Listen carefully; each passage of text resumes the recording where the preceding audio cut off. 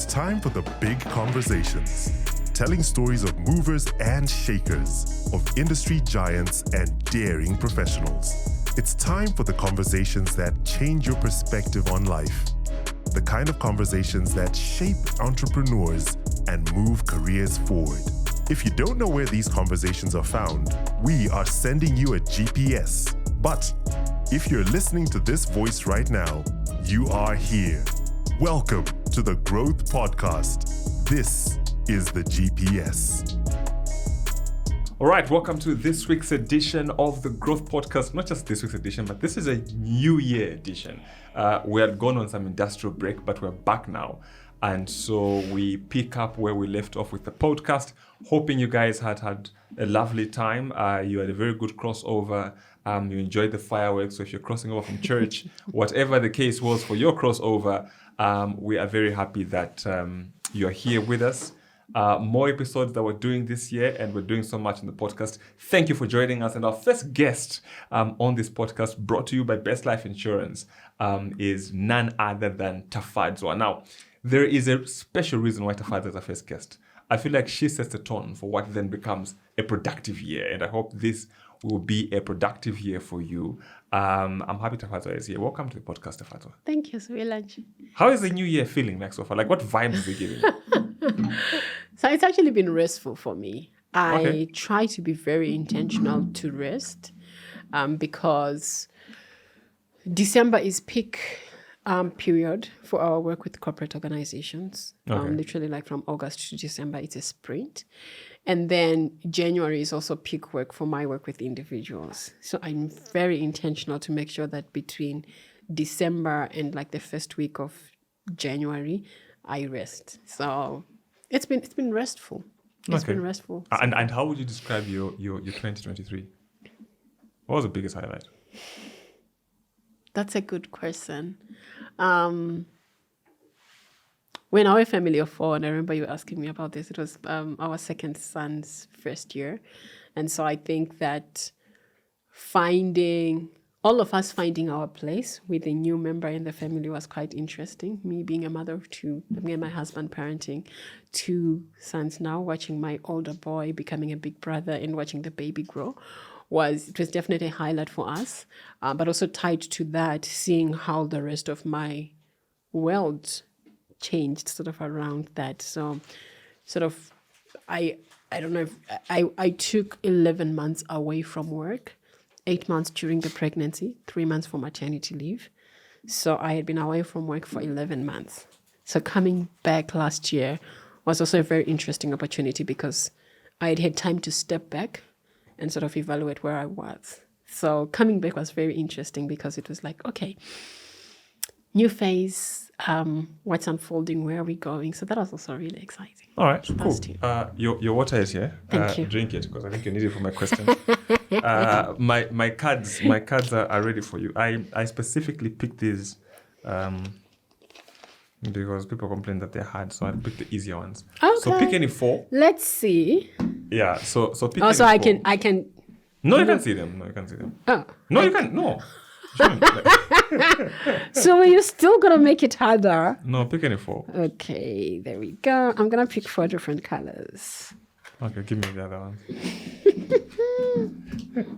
This is the hardest part of your interviews for me. It's I'm told, but and yes, here we are. Oh wow. Okay, number 1. My God. Firstly, what part of your life have you still not figured out? Yeah, that's easy. Is it though? I know, right? I would say finances, mostly from a perspective of how to charge for my work. I find that a little hard because I'm very passionate about the work that I do, especially my one-on-one coaching. I really like and I really enjoy that. And left to my own means, I think all things permitting, I'd probably do it for free. But right now, it's a big part of the work that I do, a big part of my revenue streams. And so figuring out how to charge for my work. I know that I good work. I know that I do good work. I know that the work that I do provides value and solutions for my clients. But figuring out how to charge well for my value, that's something that I'm still figuring out. That's one of my goals for 2024 and going forward. Okay. And the next one? How do you prevent missed opportunities? I think first of all, it's also admitting the fact that you are still going to miss some opportunities. Based on who you are at a certain point, what you know, what you believe, and how you live your life, there are opportunities that you're just going to miss because you are not ready for them. So, yeah, you are going to miss some opportunities. However, where you can help it, I think it's believing that you can do things. In my personal experience and in the experience of a lot of people that I work with, people miss opportunities because we don't believe in ourselves enough. We don't think that we have what it takes to do the thing.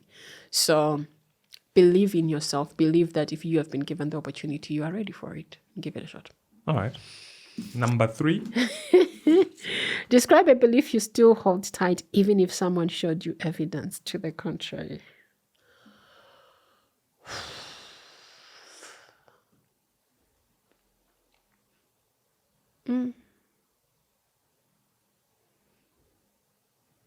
That I will be okay, even if I fail or things don't go the way that I planned for them to go. I think that's low-key still one of my biggest fears in life. And I have 34 years of evidence that it works out, but I still almost always feel like I could never handle it if things didn't go as planned. Okay. Last but not least. If you could only leave your children one life lesson, what would it be? I would hope that they know number 3 and believe it. Like they know. I would want my kids to know without a doubt that it always works out for your good and you always figure it out. It's something that I'm still grappling with at my age, and I feel like that has in many ways limited me. And I believe that if they believed it and they knew it within their hearts, they knew that it always works out. Whatever they then face, I think if you face something knowing that it's going to work out, you navigate it differently. If you want to try something and you know that you're going to be okay, you throw yourself more into it because there's like almost a safety net, right? There's like so yeah. Okay. Anyway, you see, the hard part is done. Now let's get to the easier stuff. I want us to start off with, like I did say, it's a new year. Okay, I know now we've grown out of the new year, new me. But either way, it's a new year. People have got some goals that they've set out at individual level. They've got goals they've set out as couples. They've got goals even in the workplace that they want to smash by 31st December 2024. Talk to me about the goal setting process. How does it work? First of all, I want to say I don't mind new year, new me. In a way. Listen, there are 2 ways to it. Number 1, I think there is the need for people to realize and understand that they are not a broken system that needs to be overhauled every year. Like, there is nothing wrong. Okay, you're not entirely broken that you need a totally new you to succeed in any one year. But on the other hand, I'm also a firm believer of the fact that, to be honest, change is hard, right? And if it takes a new year for you to feel excited, hopeful, and feel like you can change your life, if that's what it's going to take for you to change and become what you need to, do new year, new me. Like, go ahead and do it, right? So it's the balance between those 2. Now to your question, the goal setting process. Wait, so what's the question? The goal setting process. I want to set goals. And also, so there are 2 things, right? One, I want us to establish the goal setting process that leads to productivity and effectiveness. And then also the follow through that comes after you've set those goals. Right. There is a not so efficient way of setting goals, which is a vague way of setting goals, of just wanting or feeling that the new year should be better, which I feel like is what a lot of people do. It's like, oh, kind of going back to the new year, new me thing, right? Or just like an expectation that because it's a new year, something is got to change, something's got to give. So there's a vague goal setting of like, oh, it's a new year, resolutions of things that are going to change. I think that there's also an uninformed goal setting process where people don't necessarily reflect and actively decide what it is that they want for the new year, right? So it's just, oh, this year I want to buy a car. This year I want to get a promotion. This year I want to get married. Without really thinking about, why do I want to do this thing? Can I do this thing? What is it going to take for me to do this thing, right? Then there is also a very society or social media driven way of setting goals, which is seeing what's happening with everybody else, or seeing what other people have done, seeing what other people have achieved, and letting that base only that inform the goals that you set, right? So those are the wrong ways of setting goals, the wrong ways that I feel like people do that, and people start their goal setting or deciding what they want. And when it's done from that level, it doesn't always work out well. Okay. And now that the goals have been set, and I'm assuming people will use maybe the last week of December, going into first week of January to sort of like, okay, these are my goals. How do I follow through and make sure that I am on track? How do I continue to check myself against those goals? Because what happens is mid-year, sort of like, you know what, you're back to costing. Well, so the other thing that I like to say is I'm a firm believer of goal setting, but I also don't want people to feel pressured to say by a certain time I should have set my goals. I think that for a lot of people in the professional world, December is a very stressful and difficult time. And so a big part of the conversations that I've been having in the last 2 weeks with people are like, people are so tired, people are exhausted, and people are like, I haven't even set my goals. And I'm like, actually, it's not a train smash that you haven't set your goals yet. I think that it's important that you get rest where possible or where needed, and get yourself into a place where you're feeling much more energized, and get to a place where you're feeling much more centered. Because when we set our goals from a place of exhaustion or frustration or pressure, we don't do a very good job, right? Because imagine, right, if you have had a crazy 2023 and you're really tired or you're burnt out, and you now start thinking about setting goals, you're setting those goals from an exhausted perspective, right? And you know that when you are hungry or tired or whatever state you are in, the goals that you set are not the best goals for you, because you are really operating like, I am tired right now. Just get it done. Yes, it's just like I'm done, right? So if we now begin to think like, if I'm tired and I'm starting to think, so where should I go next? You're tired. So firstly, I would say rest, right? If you haven't set your goals yet for the year, please don't feel bad about it. Take your time, right? Rest. Get back to excitement, get back to energy. Then you can set your goals from that place of like, it's a new year. I've done things before. Now I'm getting to a place where I'm like, okay, now I want to set goals for the year, right? So that was one thing that I wanted to say, that if you haven't set your goals for the year yet, please don't beat yourself up. Don't force yourself to set goals. If your mind is burnt out, you're tired, you're pressured. Just at the bare minimum, make sure that you are not destroying what you have, or you're not falling into negative habits. Coast at maintenance. Then as you rest and you feel like you're now at a better place, then you set goals for the year, right? Now, when it comes to actually setting the goals, I think that there are 3 things that you need to do. Number 1, do a life audit. Where are you right now? Because I think that people tend to have a very generic sense of assessing their life, which can be both either absolutely negative, which is like nothing is working out in my life, or which can be like, oh my God, I'm doing so well, right? And depending on who you are and how you make those decisions, it's easy for you to fail to grab opportunities that are right in front of you if you feel like everything in your life is failing. Or it's easy for you to not lean into the things that you can do because you think that you're doing well. So one of the things that I do whenever I start working with anybody as a coach or in my workshops, we always start with a life audit. I send you 12 possible areas. You choose your top 8 that are most relevant for you at that point in your life.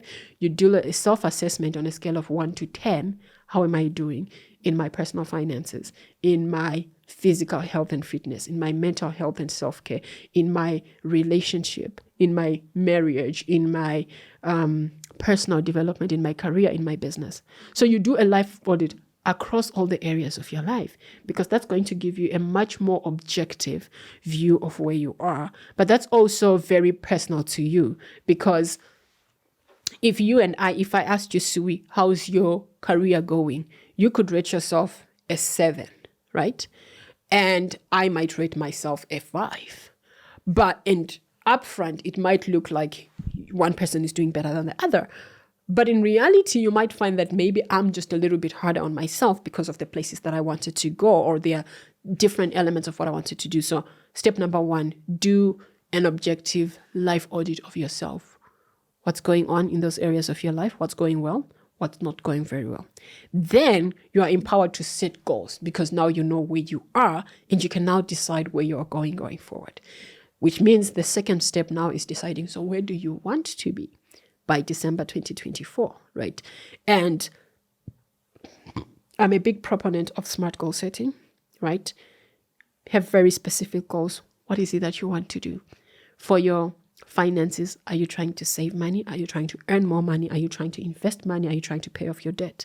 For your health and fitness, are you trying to lose weight? Are you trying to get more fit? Are you trying to sleep better? Are you trying to eat better, right? So your goals, the SMART goal setting, there should be a very specific verb of what it is that you want to do. Your goal should be measurable. I say there should always be a number to your goal, right? So how much more do you want to earn? Are you trying to earn 1,000 kwacha more? Are you trying to earn 15,000 kwacha more? Are you trying to earn 20,000 kwacha more? Are you trying to lose 5 kgs? Are you trying to work out 6 times a week? Are you trying to sleep 8 hours? It has to be measurable, because a number will help you objectively decide if you're making progress. The A for me stands for achievable. Do you have the capacity to do this thing? And again, going back to the life audit, when you do this process across the different life areas, you begin to twist things around, because you're realizing that, for example, your career goals might be exciting, but when you look at your personal finances and your relationship, you realize, oh, I might need to adjust certain things, because I could fully succeed in my professional life, but I'm a family person and I highly value time with my children. Or I could, travel a lot more. Like you see other people traveling, you're like, oh, I want to travel. But if your family goals are like, we are building this year, then, you need to do that. So this is why I started with a life audit. Embrace the fact that you're a wholesome person and look at your goals all together. So when we are now talking about achievable, it's, do I have the capacity to achieve this? How is this affecting all the other areas of my life? And can I achieve this goal? The R is for relevance. We live in times of social media where we see what everybody else is doing. Is this goal relevant to who you are and what matters to you? So again, it's a question of, what else am I trying to achieve? What do I value? How does this goal fit with who I'm trying to become and who I am? T, time bound. Let's give it a deadline. There are very few things, Sui, that need 12 months for you to achieve them. Very few. The rest of things need weeks, months, quarters. But if we just set our goals based on, in 2024, I want to do this thing. That's how, like you were saying, we leave it open-ended, and March comes and passes, second quarter comes and passes, third quarter comes, because we feel like we have time. You need to set your goals by quarters. So where should I be by April? Where should I be by June? Where should I be by September? Where should I be by December? A lot of people's goals can be achieved within the first quarter or the second quarter latest. But because we just leave it open-ended, there's no deadline to it. So we feel like we have time, and that's how we don't meet our goals. So life audit, set SMART goals. Then the execution that you're asking me about. Okay. And productivity also for me is a key thing, because there's always this conversation about you're very busy, but when you look back, you haven't achieved anything. But you were very busy, you had no time. Every time people call you, cut the line, text me, I'm in a meeting. But when you look at the actual deliverables, you have got nothing to show for it. Yeah. But you were very busy. And everybody knows you were very busy. You're coming home late, but you have nothing to show. And that works not just for someone in a career, but even for those who are running a business. Yeah. If you're very busy, but you can't show where the effort was going. Yeah. There's sort of three things to that. Number one, do you understand your priorities? Number one, do you understand why you're doing what you're doing? Right? So whether it's your career or your business, do you understand the end goal of your role, if it's a career, or do you understand the end goal of your business? And I know that it sounds very basic to say businesses exist to make money. But as entrepreneurs, it's very easy for people to spend their time doing everything else but the things that make money, because the things that make money are sometimes very hard, right? So firstly, which is how we go back to goal setting, where are you trying to go? What are the key performance drivers? What are the most important things that you need to do to achieve your most important objectives? So there's an 80-20 principle, which says 80% of the results come from 20% of the effort. And I believe that across the board, not only in your profession, if you're a professional, or your business, but I think that it's so true across any life area. If you think about it, there are usually 1 to 3 things that really move the needle in any area of life. And the reason that a lot of people are busy but not productive is because they are spending their time on everything else but the most important 3 things, right? So marriage. People will do all of the things under the sun, but their partner is just like, you never do the thing that actually matters to me. So it's a question of, in each area of your life, what are the 1 to 3 most important things that I need to do? And as an individual, it serves you well to engage your stakeholders and understand what are the 1 to 3 most important things that I should be spending my time on. This is true for people in the corporate world. Talk to your boss. This year, what are the 3 most important things that you need me to be focusing on? And in as much as we know, according to our job description, sometimes if your organization's strategy has changed, if your organization's goals have changed, and you keep doing what you've always done, you might fail to meet your strategic objectives. So clarify, what are the 1 to 3 most important things that I need to be doing? Like I said, in your marriage, ask your spouse, right? In your relationship, ask the person that you're dating. In your health and fitness, same thing. Some people spend all their lives doing all sorts of things, when in reality, what you probably just really need to be doing is sleep better, go to bed on time so that you wake up on good time and you're well rested, drink water, basic things, or don't eat so much cake or whatever the case is, right? So for me, productivity is about doing the right thing at the right time. Because people will do everything under the sun, but the thing that they're supposed to do. And then they are surprised when there are no results. It's because you didn't do the thing that you're supposed to do. You're doing everything else but the things that you're supposed to do. When you now understand your priorities, it then becomes an issue of managing your focus, your attention, to make sure that you do those things, right? The thing that I talk about in my productivity bootcamp is the idea that in many ways, the people that are excellent, the people that really, really thrive in this world are the people who, when they sit down and say they're doing the thing, they do it without distractions. That's it.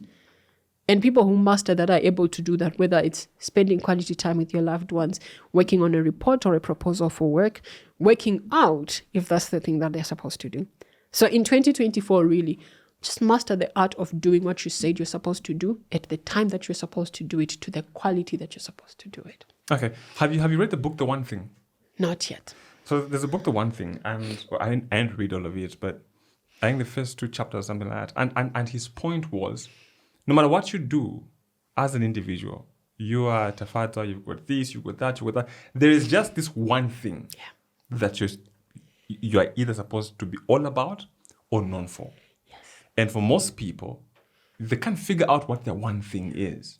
So maybe some people, is your one thing your job? Is your one thing family? Is your one thing the fact that, you've got these values? And for most people, they struggle. And like you said, I am busy, but I'm not giving the one thing the attention it needs. Yes. And really, Sui, part of it is, I don't know what this book says, but in my perspective, I don't think that there is one thing across all your life areas, right? I feel like there are different one things in the different life areas, right? So it's almost like if you figured out your one thing as public relations, for example, right? That's not going to cut it in your marriage, right? Like you becoming exceptional in public relations is not going to count for your marriage. It's not going to count for your spirituality, right? So I think my favorite thing about the idea of your one thing is figure out the one thing in each and every area of your life and then master that one thing. When you decide that it's now time for me to work on this area of my life, do the one thing and master it. It's just that the one thing will take a lot from you. And it will be easier to do 99 things, but the one thing. Okay, as you're drinking water, I want to remind our listeners that if you're traveling abroad, you can conveniently get affordable travel insurance online from Best Life on www.bestlifezambia.co.zm or call 0953 765656. I like the fact that the number is Amtel. Yeah. The other thing I want to talk about is I know you've referred to this in the past. Accountability. Yes. I would tell myself, I want to do this. This is my goal. But because no one knows, I'll just, snap out of it. And there's no one to say, but you said. Yeah. How do I hold myself accountable? Because yes, there's the idea of you can get someone to hold you accountable. But sometimes also the most difficult person to hold accountable is yourself. How do I got back and forth about this, Sui, to be honest, because I know that personal accountability is probably the ideal situation, but very few people have mastered it, right? And it's being able to have conversations with yourself around, why did I set out to do this thing? Why is it important for me to do this thing? And in many situations when you're supposed to be having an accountability conversation with yourself, a lot of people struggle with the idea of dishing out the consequences, right? Or being able to honestly, truly answer for why you did or why you did not do the thing, right? So over the time, I think one of the things that I am really believing about human beings and people, and when I work with people, is realizing that pursuing most of our goals is not easy. It's hard, right? The things that we struggle implementing with are hard things, right? They are usually things that we are trying to do after we have done our work, right? So we go to work, we give our very best. And then we're coming home and we're trying to be better parents. We're coming home, we're trying to be better spouses. We could get away with how we look, but we are like, no, I want to work out because, I'm either you're improving your physique or you're improving your mental health. For some people, you work out for your mental health. So knowing that you are doing a hard thing, I am very much like, get all the support that you can, right? Cultivate personal accountability if you can. Have conversations with yourself. Ask yourself what happened. But one of the things that I'm learning from all the high performers that I work with is that it quickly becomes very critical and it quickly becomes a beating yourself up about it, right? It becomes a labeling thing of like, you are just supposed to exercise. Why can't you exercise? You're so lazy. I was having a conversation earlier with a friend today. They're like, I haven't been exercising because I just got lazy. And I was like, tell me, what do you mean you got lazy? Turns out they went through burnout and they were literally at a place where they were told that you need to start taking better care of yourself. You need to sleep. For them, it was they needed to sleep 8 hours. And when they were having a conversation with themselves, they were like, you've become lazy. And I said, you didn't become lazy. You were burnt out. So I feel like few people have the capacity to hold themselves accountable without beating themselves up or with the right balance between firmness and kindness. So personally, I'm still a strong advocate for get help. Get people who love you and believe in you to hold you accountable. But if you can cultivate personal accountability, but all around, I'm like, get yourself support. Get people who can be objective, people who know your full potential, but people who also push you to. And talking about people also, you see, we don't operate in silos, right? We're part of this whole ecosystem. Yes. So here is Tafadzwa who says, this is my goal. This is my financial goal, for example. This is my career goal in 2 years. This is where I see myself. Then there's this ecosystem that really must enable that goal to come alive. Yeah. So for example, if I say this is my financial goal and I am married, my partner must align and believe in that goal, then we support each other. Because like you said earlier, you made reference to we are building as a family this year. But your other partner is thinking about other things like, holiday, what, this, that, new outfits, what and what. So you find that the goal is solid, it's a smart goal, but this other person that you have, your better half, is not aligned. Sometimes it can be your boss who you want to grow in your career, but your growth is reliant on your support from your boss, and they don't, come around.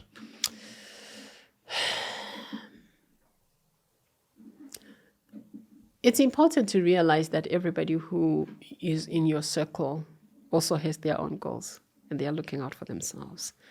And I think it only makes sense that you factor in for that, right? And being able to say, what matters to them? What are they working towards? One of the biggest resistances that I get to goal setting is people being, but it's not always in my control. And I say, yes, it's not always in your control. But I like to use the example of COVID. 2020 happened to all of us. But the way that COVID impacted us was very different. There were people who came out of COVID much fitter, and there were people who came out of COVID with their health totally gone. There are people who came out who navigated if two people lost a job, I like to think that a person who has had financial goals over the last 5 years navigated that job loss better than somebody who had never had goals in the past. And so I like to say that goals is not necessarily us assuming that we have full control or assuming that we are controlling what will happen. I think of goals as you deciding how you will be regardless of what comes your way. Right? So it's the idea that you might not be able to control what illness you get, but you can be intentional about the state of your health and fitness before that illness comes. You can be intentional about the state of your mental health before that illness comes. You can be intentional about your savings and your emergency fund before that illness comes, such that by the time that is coming, you have the liberty to do only with the illness without having to now, because I think that sometimes what happens to people is one thing goes wrong, and then because they were not taking care of everything else in their life, literally their whole life falls apart. So to your question, you can't control what other people will do, but you can control how you will navigate. You know, Sui, all of us at this point, we know our spouses. We know the things that matter to them.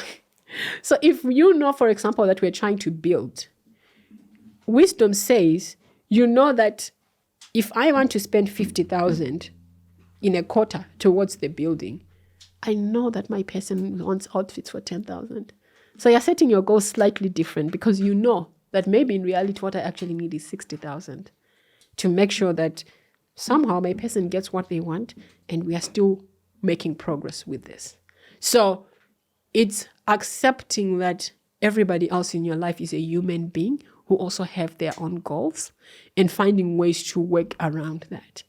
As much as possible, talk to them and see if you can align on, okay, this is what I'm thinking, what are you thinking? And finding ways to somewhat come together to see what would be a workable plan around it. But it's firstly admitting that you are not always more important than the other stakeholders in your life and finding ways to either say, okay, This is important to me. This is important to you. How do we meet in the middle? Or how do I create a buffer so that you also still get what you want? Okay. And then also on maintaining the momentum. Because like I did say, the new year, new me people, or those that believe now is the time to start afresh or to, sense of renewal, we will begin with a very high level of momentum. That high energy is difficult to sustain. Unsustainable high energy. Exactly. Yeah. So you find it starts like this, but with time it becomes lukewarm and it goes back to normal.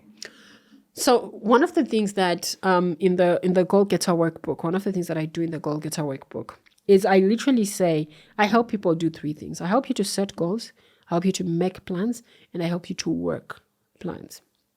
The thing that I talk about when it comes to making plans is a real probing of goals is you deciding what you want.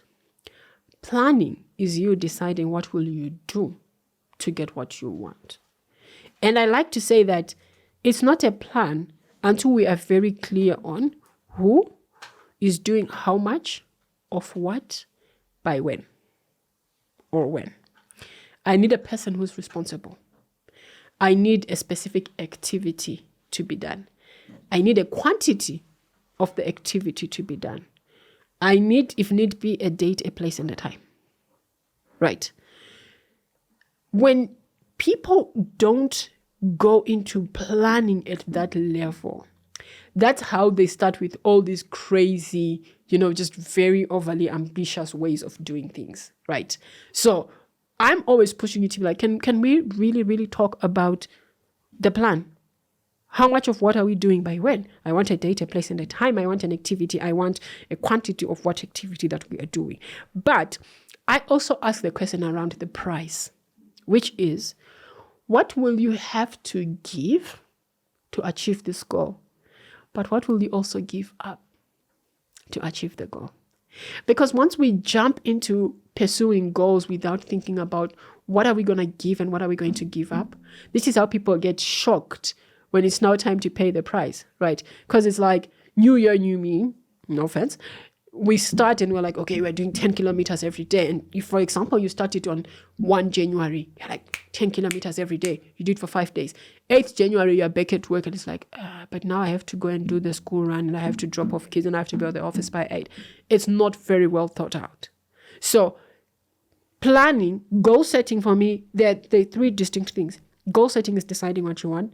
Planning is deciding what will you do to achieve that. You are now going into the details of what am I doing, how much of what am I doing, when, what date, what place, and what time. And asking yourself, like, can I actually sustain this? What am I going to give up? And what am I going to give to get that? The last bit is working the plan.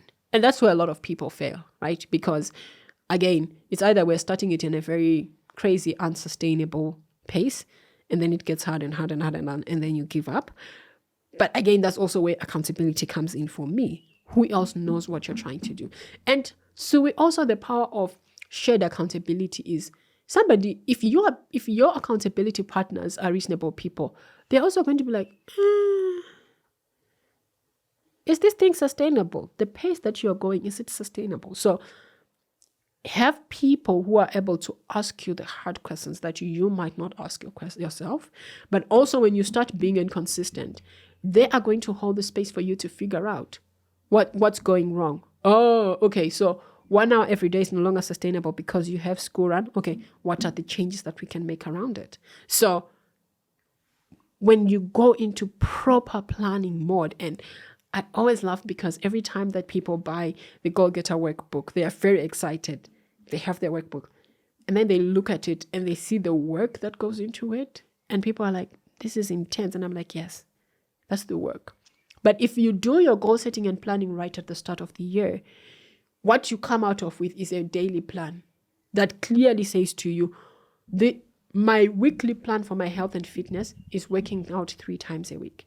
And if you've gone into the detail, I'm going to this gym on Monday, Wednesday, and Friday from 6 to 6:30. This is the workout that I'm going to be doing.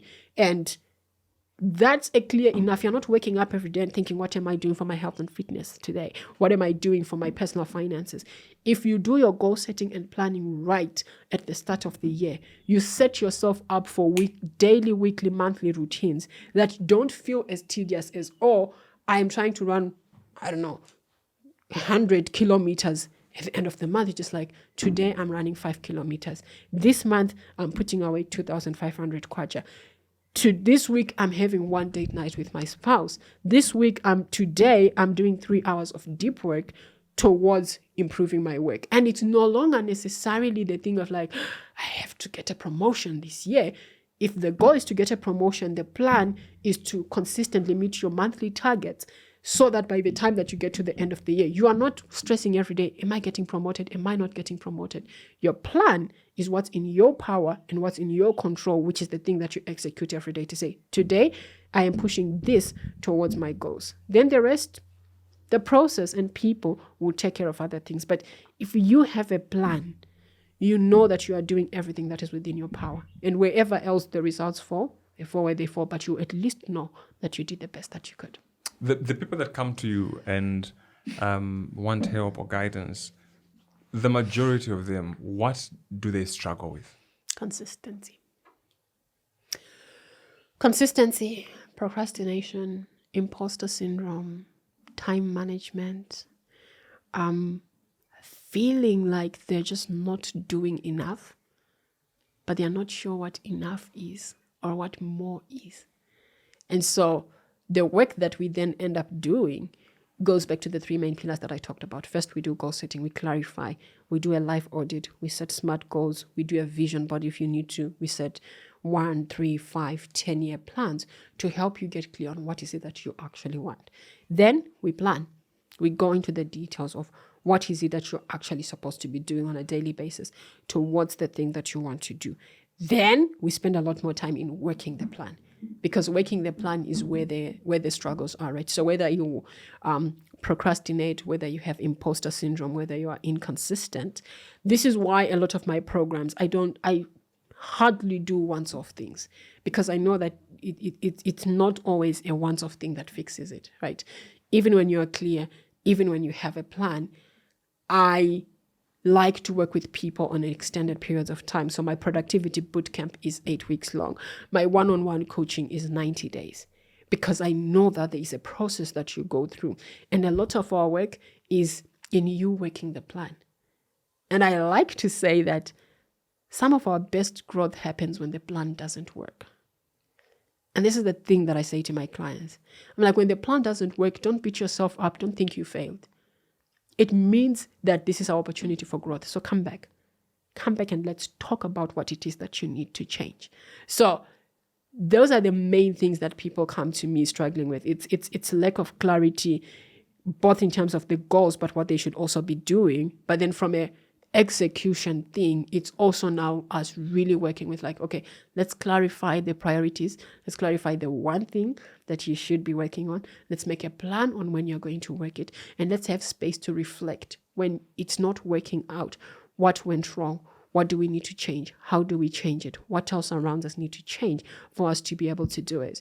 And I think that, interestingly, though people usually come thinking that they want to improve around their work, most of our work isn't always in the workplace.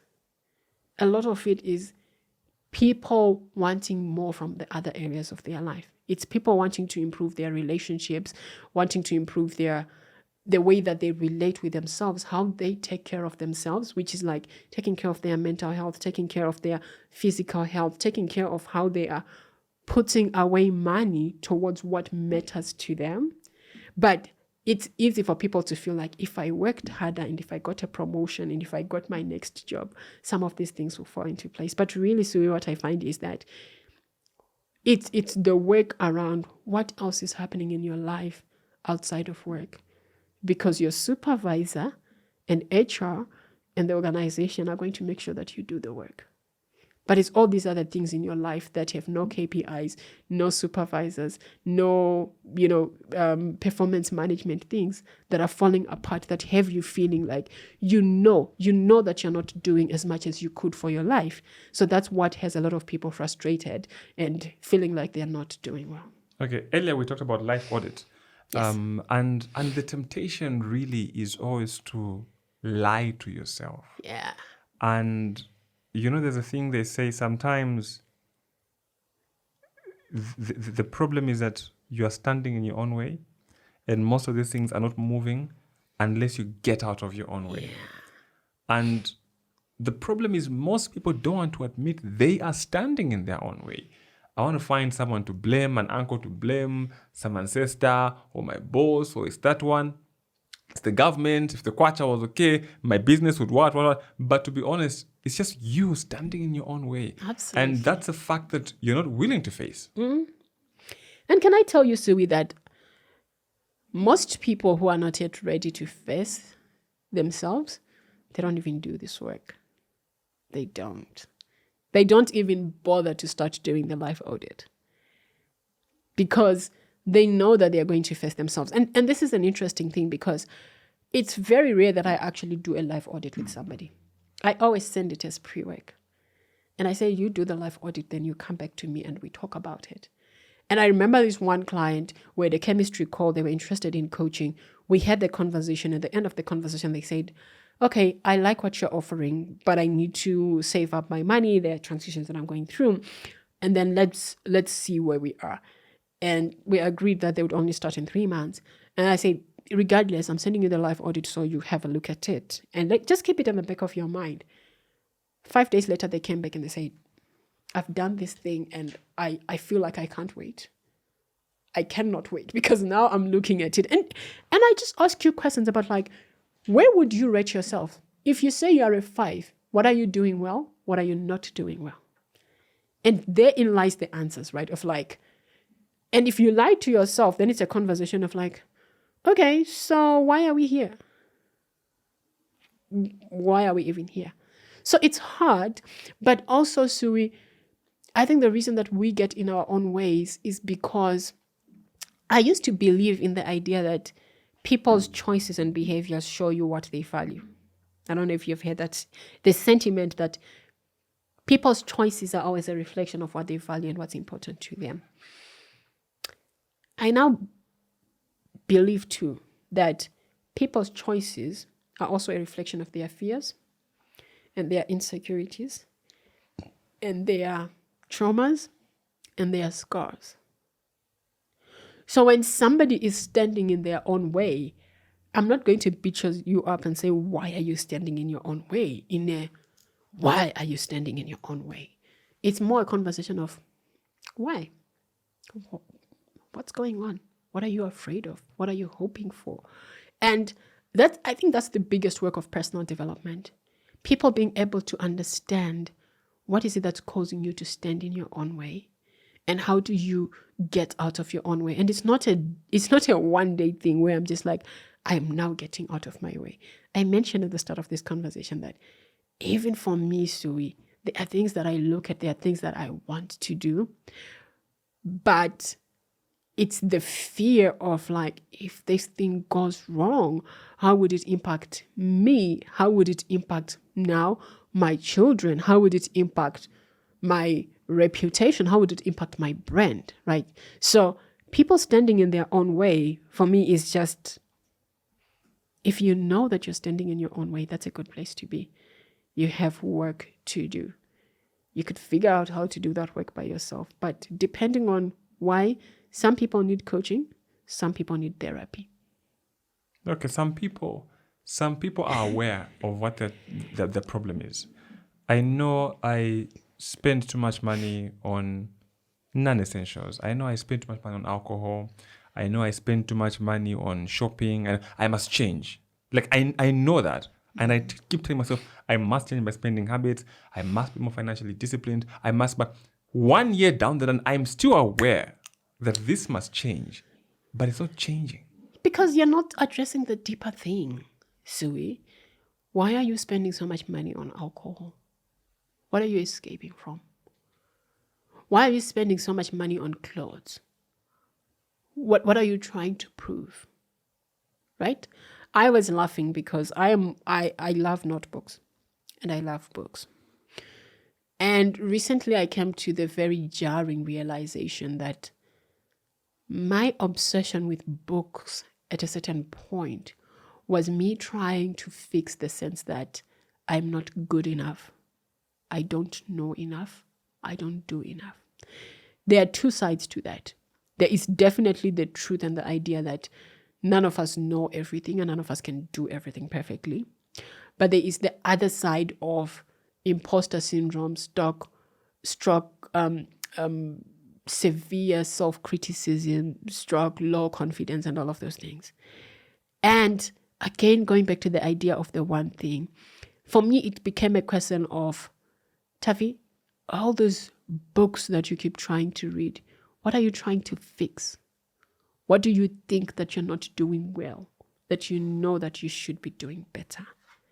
And it's in those conversations that you begin to be like, oh, okay, actually, all these personal development books that I'm trying to read, the real issue that I'm trying to deal with is procrastination. But even when you look at things like procrastination, Sui, my definition of procrastination is that procrastination is a coping mechanism that we use to handle the anxiety around starting tasks or finishing tasks. We don't procrastinate on easy things. We don't procrastinate on things that we know we can do. We don't procrastinate on things that we believe are not as important, right? We procrastinate because either I think I can't do this thing, or I think I shouldn't be doing this thing, or I think I cannot afford to fail at this thing. And so that's why I procrastinate. And it was such a light bulb, even in our last productivity bootcamp. That module on procrastination was like for a lot of people, because it was understanding what are you procrastinating on and why. And usually that's one of the three reasons. It's either that I'm not sure that I can do this thing, or I don't feel like I should be the one who should be doing this thing, or I feel like I have to do this thing so perfectly that I feel like I can't ruin it and I can't even start it until I know that I can do it perfectly well, which you know you can't do. And it's a whole cycle. So I would say being able to find the space to ask yourself, these things that I keep doing, why? Why do I actually do them, right? We keep buying books or reading books when in reality, what we should be asking ourselves is, in what ways am I feeling inadequate? And what is the one thing that I should do which can help me to get better in this particular skill? But you know what's better? It's buying all the books and attending all the webinars and and talking to all the mentors in the world. You know that you shouldn't be drinking alcohol, but if you don't get to the root of why am I drinking so much? Some people drink, I don't know, for recreational purposes, but from what I hear, I don't drink. And recently I was laughing with a friend. I was saying, I don't drink because I don't feel like I can afford to lose control. But for some people, they drink because they're trying to escape from whatever else is happening in their lives. So it's not just a matter of I should stop drinking. Maybe it's a matter of I need to find a healthier way of coping with these stressors in my life. I need to really, really understand and begin to believe that no amount of designer clothes is going to mend my self-esteem or my self-confidence that I have lost because, I don't know, as a child I believed that I wasn't important enough, or because I feel like, in my organization I'm not as good as everybody else. There is a root to the things that we are doing that we should not be doing. And until we fully understand why, we stay in those cycles. Part of breaking out of a cycle is understanding, why am I doing this thing?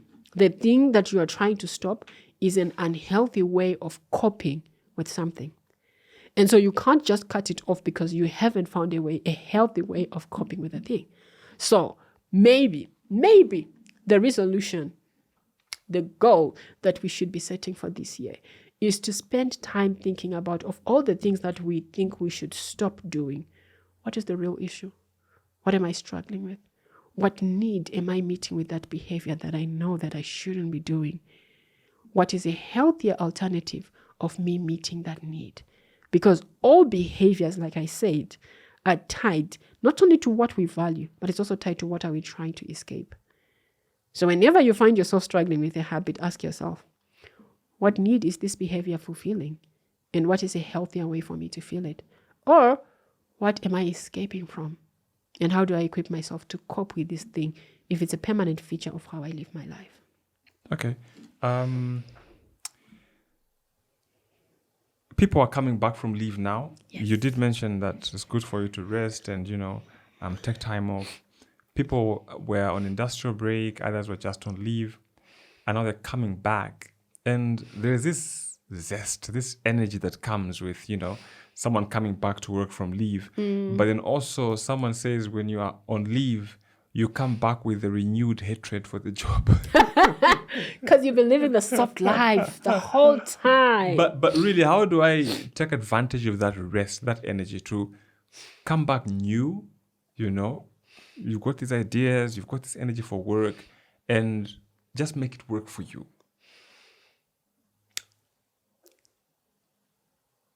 First of all,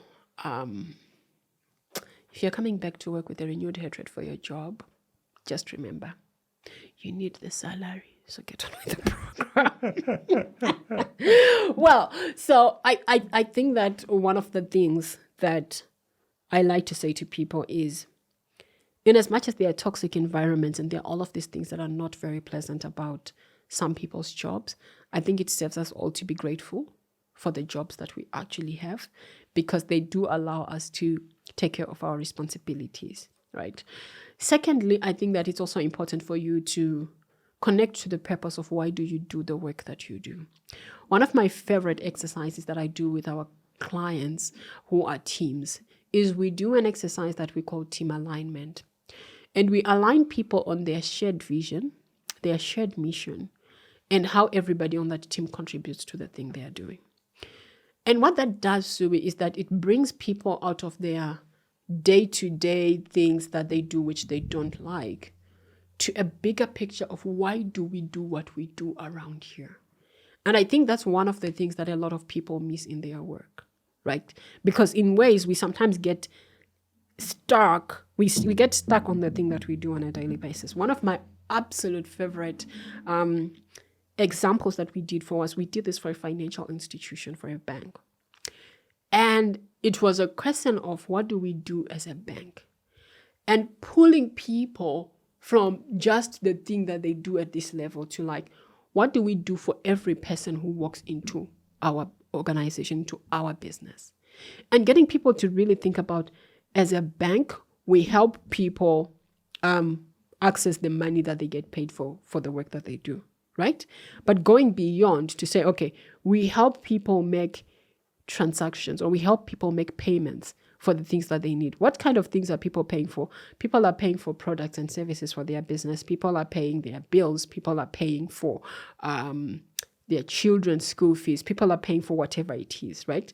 The loans people, we are helping people navigate difficult situations. People come to us for loans because they're in a very difficult position, and we're helping them navigate that. We are helping people access services that can help them grow their business. So personalizing the work that people do in an organization gives people a big sense of each and every one of us in this organization is contributing to serving every individual who walks into our organization.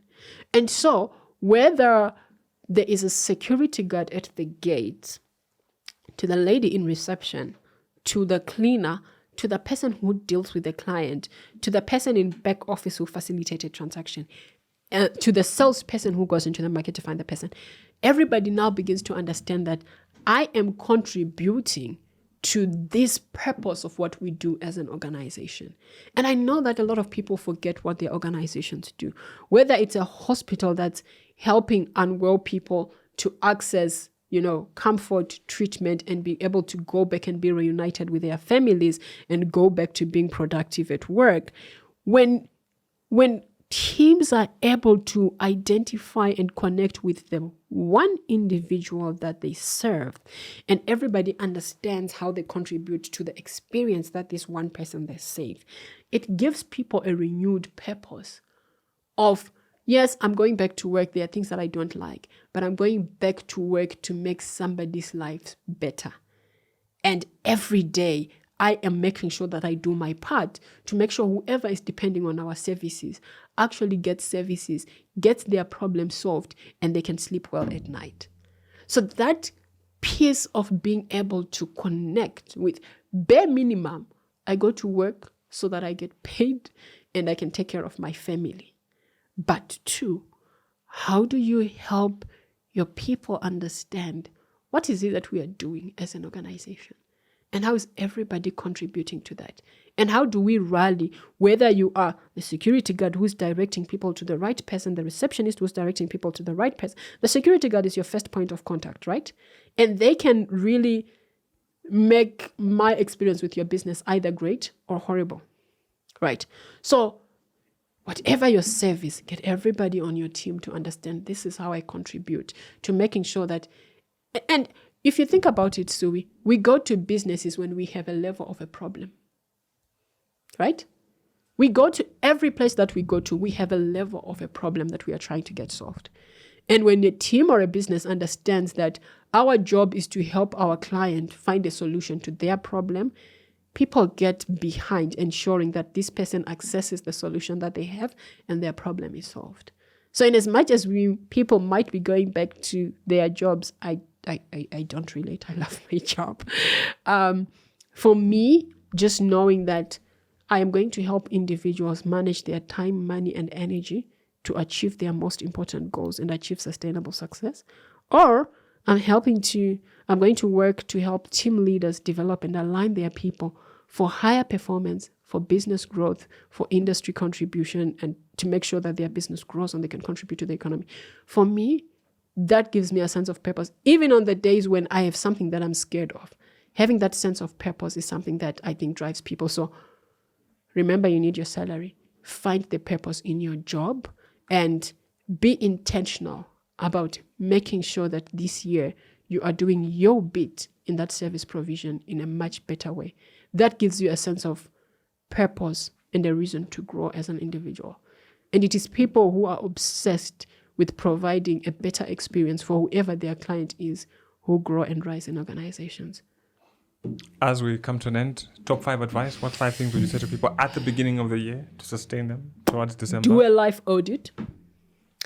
Set goals. Set smart goals across your different life areas. Make plans. Decide how much of what will you do by when. And by when, I mean decide a date, a place, and a time for you to do the thing. Number 3, work the plan. Do the thing that you committed to doing. That's the only thing ever that sets goal-getters apart from everybody else. They work the plan whether they feel like it or not. And number 5, you're doing well. If you're watching the Growth Podcast, you're doing well. Figure out what you need to do better. There are usually 1, 2, 3 things that you need to do differently, but you are doing well. You're on the right path. I'm rooting for you, and I know that you can do it. Yeah, sometimes it's hard to give yourself a pat on the back. Eh? Yes. Like, yeah, things may not be okay, but it's not that bad. Encourage us. So to be honest, like I say to you, the people, I'm always amazed. This is across the board, individuals and teams. The people who seek help are people who could kind of get away with how they are doing. And that's very, very true. The people who seek to get better are usually people who are above average, in a sense. If you look at the rest of the people around them, they could get away with not improving. So if you're looking to invest in yourself, please, you are doing well. Don't be too hard on yourself. Just figure out what it is that you need to improve and do it. And lastly, hire a coach or sign up for my boot camp or buy my workbooks. Yeah, it's just general. You can do that. And also talking about action points and things that you have to do. Remember that if you've got farm workers at your farm or you've got some domestic workers, you can cover them. They also need to be covered.